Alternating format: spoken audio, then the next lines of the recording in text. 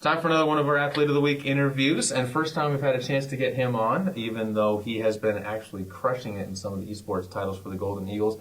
Deigo Frometa-Batezini is joining us, and Deigo, first of all, congratulations on a couple of postseason runs for you. You got added into the Overwatch team for their postseason match. League of Legends made the postseason, so your second trip into the postseason with them, and then you end up making a run with Rainbow Six Siege to the semifinals of their postseason. Kind of been a whirlwind couple of weeks for you, hasn't it? Yeah. It's been crazy stressful. You just got done talking with the other esports people, and they're all saying, man, this is stress-free, great experience all around. The COG team is like all well put together and all the practice time all the time. Man, I got like midterms coming up, all these 3 different, postseason leagues going on. One of the games I don't even play all that much. And just the other 2, just stressful in general, because mountains we're trying to overcome there. Well, let's talk about the major game first of all that got all the headlines up. Rainbow Six Siege. You're kind of a little bit like or DC, I should say, in regards to that one of kind of being brought in this semester with really a revamp for that team and kind of what it looked like. Walk us through the basics of from start of joining the team to start of the postseason. Kind of what was it like getting a vibe, getting a feel for the people you were playing with? We joined around halfway through the season. Me and my friends were looking at the esports team, and we had just gotten back into playing Rainbow as well. And we're like, man, how fun would it be if we just joined the Rainbow team? So me and my friend Elias Platt went out, asked, yo, Cindy, do you mind if we join the team? She said, sure. And it seemed like it worked well. I think there were 2 different teams during the regular season that we played against that me and Eli hadn't played against, but the team had and hadn't done so well. And it was a crazy comeback. Enemy team didn't expect it at all. Just felt cathartic for the rest of the team, it seemed like. And it was just a great experience. They were all really welcoming, really nice people. Talk a little bit about you mentioned that welcoming vibe that the team had there. How much does that help when you know you can play the game and you're just nervous about replacing somebody and stepping in? When you realize, oh, I'm not replacing somebody, I'm just joining something better. That was horrifying, honestly, because I believe the team had Andy. No, Andy's had his hand in a lot of the cookie jars of the team, basically. And I was wondering if kicking him off would be a bad thing, because him as the COD ace, basically, I thought, man, this guy has to be crazy like all the shooters. But he was perfectly fine with stepping down, and they were all happy to accept us, because it allowed them to have more people with game knowledge on the team.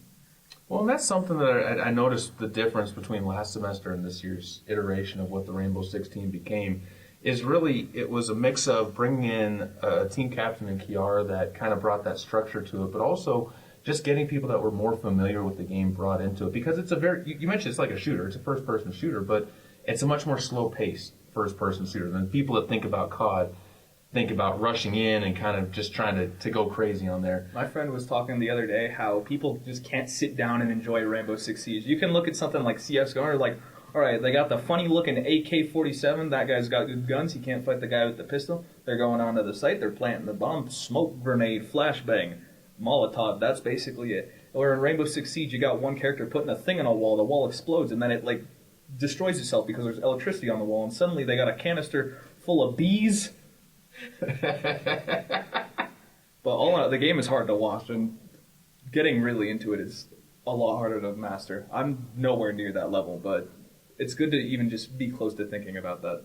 Well, you guys, in the short period of time you had, the biggest turnaround from any title that the school's ever had, going from 1-6 the first year to 5-2 in the regular season. Then you start making that postseason run, and you guys enter the quarterfinals as the bigger seed, end up getting your 3-6 matchup. Then you take on the number 2 seed, which USC Sumter, always a really competitive program, and you took them to the wire. How was that match for you as just a competitor, just as an athlete? Kind of walk us through that semifinal match and the ups and downs of it. To be completely honest, I was feeling so great going into that match. As long as it wasn't Golgobek, it was winnable in my mind. In the first postseason game, I was doing more of a roaming role, as I had been for all the season, and I kept getting picked out a lot.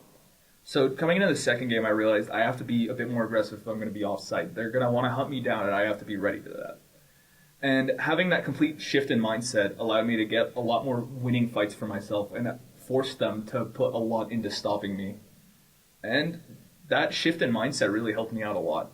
It's having those small moments to realize I could be doing something a bit differently to get the same goal, and it changes just so much. It felt really good, but there were also times where it was post-point situations or 1v1s close to the end of the round where I had chances to win out rounds for my team. I think there were 3 situations where it happened in the second game, where it was just me 1v1 with enemy team, and I lost them. Thankfully, we won that map. But there is one specifically on the last map, which went to very last overtime round. And if I had taken that one, I think it was round 1, where I was in a 1v1 post-point scenario, I lost, and that just feels awful to think about. Thinking we lost overtime just by 1. And that 1 point would have been ours if I had flip-flopped the very first round of the entire game.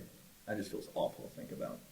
Well, on that same side, when you get that close, how much has this kind of built it? You're just a freshman, so you're going to be coming back next year. How much has this built that hunger to, again, on a title that you weren't even necessarily going to be running with to start, how much has it built the hunger up to continue on and see this team grow and continue to get better going into next year? To be completely honest, I joined esports just because me and my friends are all like, we like video games. It sounds fun. We could do this. If they'd let us on the team, we'd love to play for them.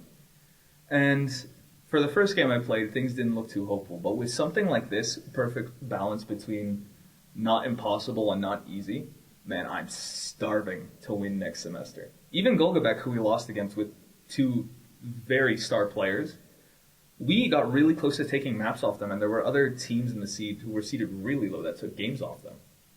And that is really inspiring to me. If I can just push to be a little bit better, at the very least next semester, I feel like we can just topple them over and stand at the top. And not beyond that, how much does that carry over to the League of Legends side of things? Because I know that is your number one game. How much is the experience from making that run and being competitive pushed over to League of Legends, where it's another very competitive field where you kind of run into a few of those teams that have been playing it together for forever? How much has that carried over to that game to kind of bring that passion there? It's been great, at least personally, to have the mindset of change your outlook on how you approach a problem. Especially in League of Legends, because there's a lot more than just mechanical skill. Instead of just tapping on heads and sitting in the right place, it's all about sitting in the right place, right time, right pick, right everything. More than just mechanical skills, especially with the brain-off characters I play. But in all honesty, the teams we've been playing against in the league scene far outclass ours.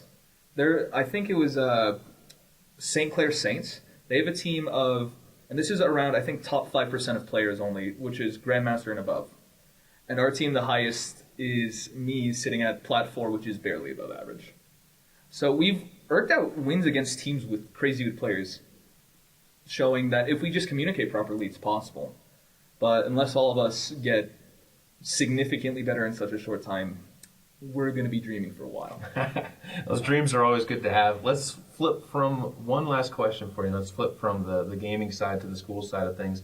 Talk a little bit about your education side of things. What have you been pursuing here at El Trip on the schooling side, and how's that been going for you?